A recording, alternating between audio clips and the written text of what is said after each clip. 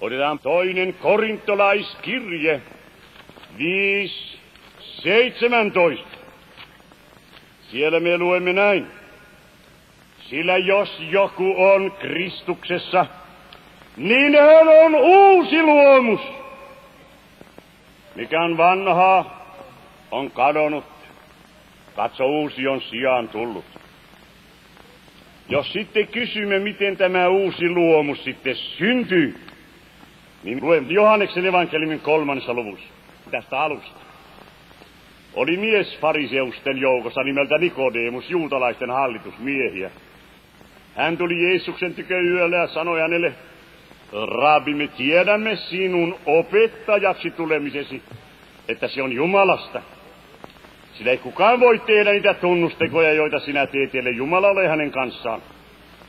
Jeesus vastasi ja sanoi hänelle, totisesti, totisesti minä sanon sinulle, joka ei synny uudesti ylhäältä, se ei voi nähdä Jumalan valtakuntaa. Nikodemus sanoi hänelle, kuinka voi ihminen vanhana syntyä? Eihän hän voi mennä jälleen äitinsä kohtuun ja syntyä. Jeesus vastasi, totisesti, totisesti minä sanon sinulle, jos joku ei synny vedestä ja hengestä, ei hän voi päästä sisälle Jumalan valtakuntaan, sillä mikä lihasta on syntynyt on liha, mikä hengestä on syntynyt on henki. Niin kuulkaa, uudesti syntyminen, se on aivan vallankumouksellinen tapahtuma. Se on aivan uudistava tapahtuma. Me olemme niin paljon väärää oppia kuulleet tuosta uudesti syntymisestä. Meidän keskellämme saarnataan kasteesta ihan katolilaista harhaoppia. Niin kuin muka kaste, ilman henkilökohtaista uskoa, voisi synnyttää jonkun uudesta. Sehän on ihan maagillisuutta. Se on täydellinen katolilainen harhaoppi. Luther ei ole koskaan opettanut tällaista. Jos minä nyt tässä ottaisin tunnustuskirjat esiin, niin näyttäisin, kun Luther sanoi, että kaste tuo myötään syntien anteeksi antamuksen, vapahtaa kuolemasta ja perkeleistä ja antaa iankaikkisen autuuden kaikille, jotka uskovat Jumalan sanat ja lupaukset.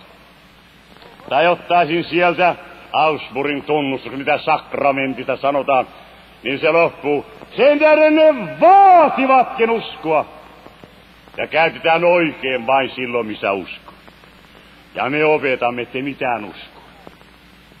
Joo, me olemme niin katolilaisia. Ei kaikki ole, mutta meillä on paljon pappiakin, jotka on niin katolilaisia, että muuta kuin tonsuri päähän vaan, niin menisi ihan täysin. Mutta ei Raamattu näin opeta.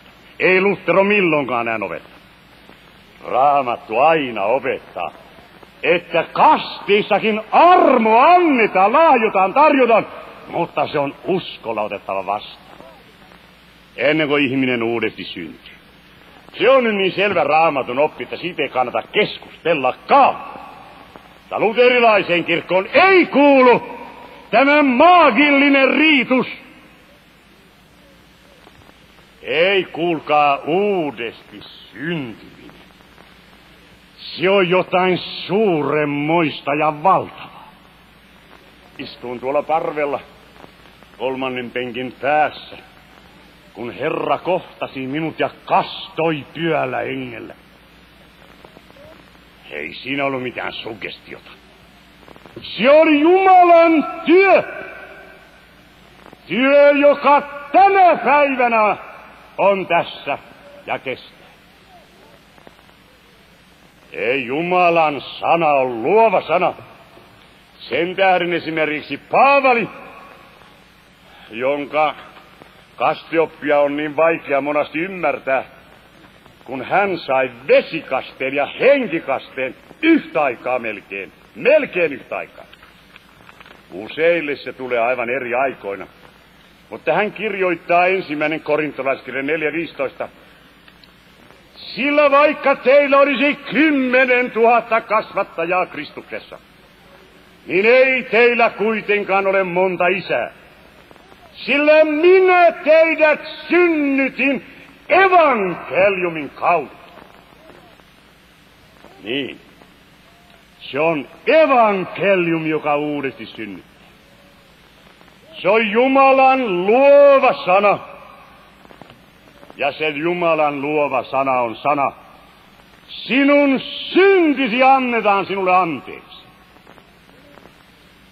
Niin kuin Jumala loi, hän sanoi ja syntyi.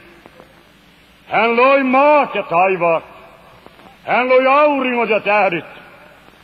Hän loi kasvit ja eläimet. Ja Raamattu sanoo, Jumala sanoi. Ja se syntyi.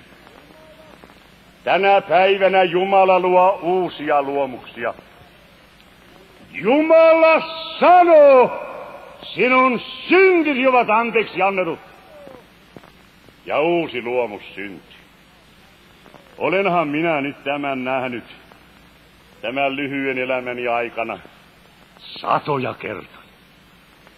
Miten tämä sana luo uusia ihmisiä.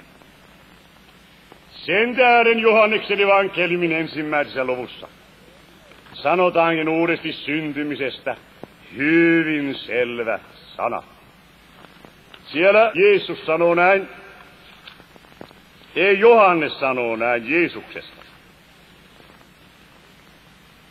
Hän tuli omiensa tykö, ja hänen omansa eivät ottaneet häntä vastaan.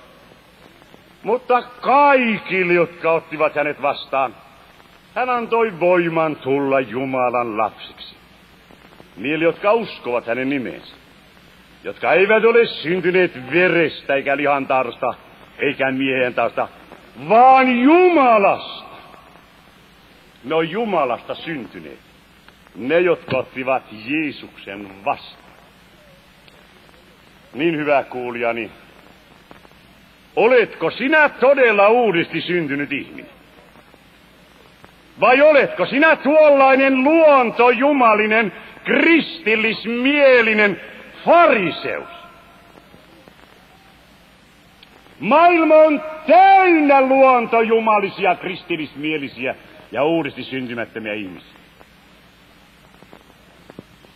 Niin ne tulevat kyllä sitten kerran Jeesuksen eteen ja sanovat, Herra, Herra, emmekö me sinun pöydässäsi syöneet ja juoneet ja etkö sinä opettanut meidän kadullamme?